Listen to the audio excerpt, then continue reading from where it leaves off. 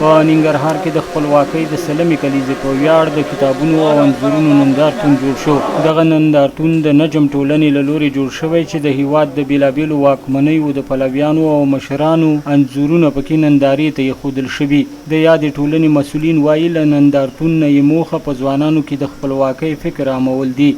د کتابونو او انځورونو نندارتون په ننګرهار کې د نجم ټولنې لخوا جوړ شوی د کتابونو او انځورونو نندارتون د هیواد د خپلواکۍ د سلمې کلیزې په ویاړ جوړ شوی چې پکې د هیواد د خپلواکۍ د ګټیالیو انځورونه او کتابونه نندارې ته ایښودل شوي. په ننګرهار کې د نجم ټولنې مشر محمد عادل بصیرت وایي له نندارتون څخه یې موخه د ځوانانو ترمنځ د خپلواکۍ د فکر عامول دي.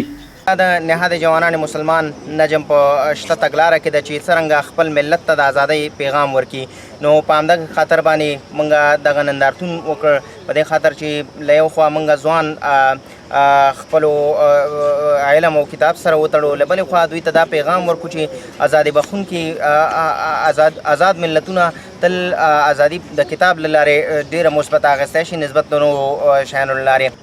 د نندارتون ګډونوال وایي په یاد نندارتون کې د هیواد او نړۍ په کچه د مشهورو څیرو او د داسې خلکو انځورونه ولیدل چې دوی په اړه له مشرانو کیسې اورېدلې وې خو له څیرو یې نه وو پېژندلي.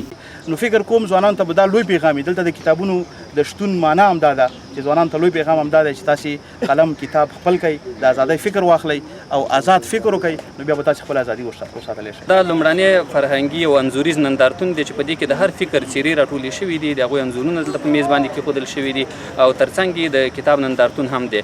نو زه فکر کوم چې زما په نظر باندې دا یوازې په ختیځو کې نه بلکې په ټول افغانستان کې لومړنی نندارتون دی. که دې ته څومره ځوانان راځي یا نور خلک راځي نو د دې نندارتون نه به ډېره ښه استفاده وکړي او ډېر ښه پیغام او ډېر ښه انځور به له ځان سره واخلي. په دې نندارتون کې مختلف ډوله کتابونه وو او په ضمن کې د مختلفو شخصیتونو پېژندنه او د هغوی عکسونه نړیوال شخصیتونه او د افغانستان داخل کې مطرح سیاسي څېرو عکسونه وو، د هغو سره ماشنایي شوله. کتونکي بیا د ازادۍ د فکر د عامولو او ملي یووالي د ټینګښت لپاره دا ډول نندارتونونه اغېزمن یادوي.